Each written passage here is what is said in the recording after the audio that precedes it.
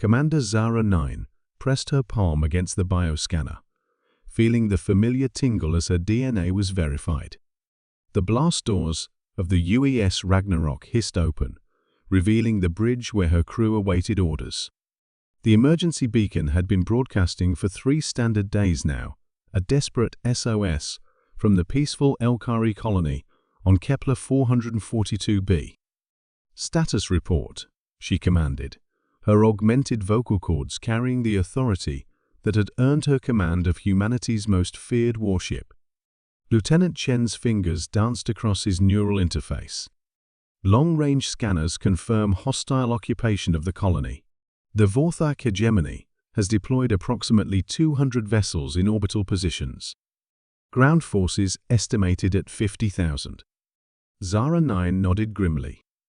The Vorthak were known throughout the galaxy as ruthless slavers, but they typically avoided human-protected space. The Elkari had been under Earth's protection for only 6 months, barely enough time for the galaxy to adjust to this new reality. "They don't know," whispered Dr. Sarah Kim from her position at the Anobiology station. "The Vorthak don't understand what humans are." The bridge fell silent. Everyone aboard the Ragnarok understood the implications. For 3 centuries, humanity had been the galaxy's best-kept secret. While other species had evolved on garden worlds with gentle gravity and abundant resources, Earth had forged its children in fire and blood. Plague, predators, natural disasters, and constant warfare had sculpted humans into something the peaceful galactic community couldn't comprehend. "Sir," Chen continued, his enhanced eyes reflecting data streams, "the Elkari distress signal indicates civilian casualties in the thousands. The Vorthak are harvesting them for their slave markets." Zara 9's jaw tightened.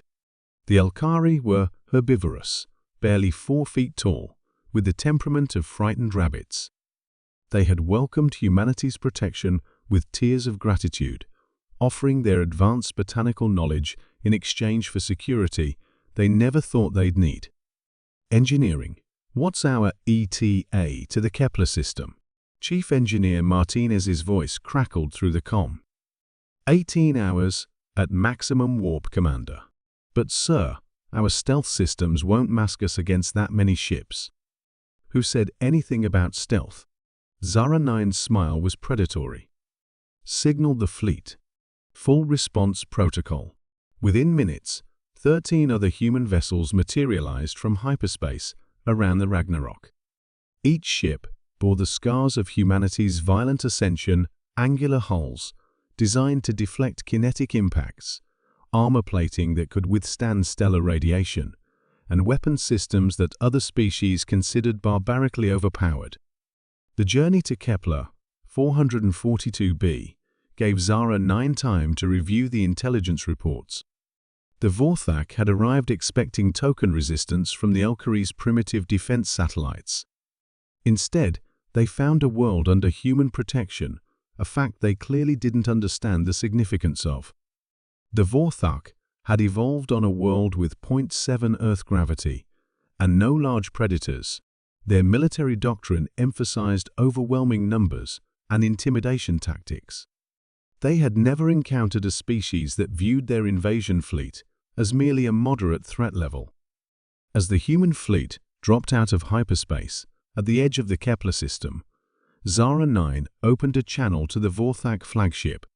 "Vorthak vessels, this is Commander Zara 9 of the United Earth ship Ragnarok. You have 60 seconds to release all Elkari civilians and withdraw from this system." The response came from Admiral Krex, his serpentine features twisted with amusement on the view screen. "Humans? We have heard rumors of your species. You claim to protect these plant-eaters with only 14 ships? We outnumber you 15 to 1. 59 seconds, Zara 9 replied calmly. "You do not understand, human. We are the Vorthak hegemony. We have conquered."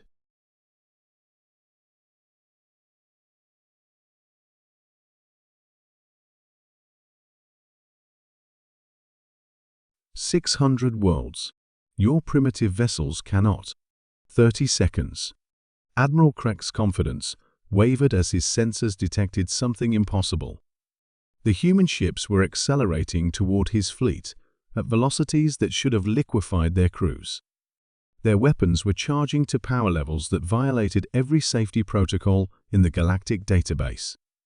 "What are you?" he whispered. "Time's up," Zara 9 said, and cut the channel. The battle, if it could be called that, lasted 17 minutes. The Vorthak had never encountered ship-to-ship combat doctrine developed by a species that had spent millennia perfecting the art of killing its own kind. Human tactics, forged in the crucible of world wars and countless conflicts, were incomprehensible to beings who had never faced existential threats. The Ragnarok dove through the enemy formation like a meteor through tissue paper, her kinetic penetrators punching through Vorthak hulls as if they were made of aluminum foil. Human pilots, their reflexes enhanced by generations of competitive evolution, danced between enemy fire with casual precision. But it was the psychological warfare that truly broke the Vorthak. Humans had learned long ago that fear was often more effective than firepower. Their ships broadcast recordings of Earth's most terrifying predators, the screams of attacking humans, the roar of combat aircraft, the thunderous crack of orbital bombardments. The Vorthak fleet, built for intimidating peaceful civilizations, crumbled under assault by creatures who had climbed to the top of the most violent food chain in known space. Within the hour, Vorthak survivors were fleeing in all directions, their invasion fleet reduced to scattered debris and emergency pods. Ground forces surrendered en masse when human marines, each one a biological weapon, wrapped in powered armor, landed to liberate the Elkari colonies. As Zara 9 watched the rescue operations begin, Dr. Kim approached her command chair. "The galactic community is going to have questions about this. Let them ask," Zara 9 replied, watching Elkari families reunite on the surface below. "Maybe it's time they learned what happens when you threaten something a Deathworlder chooses to protect."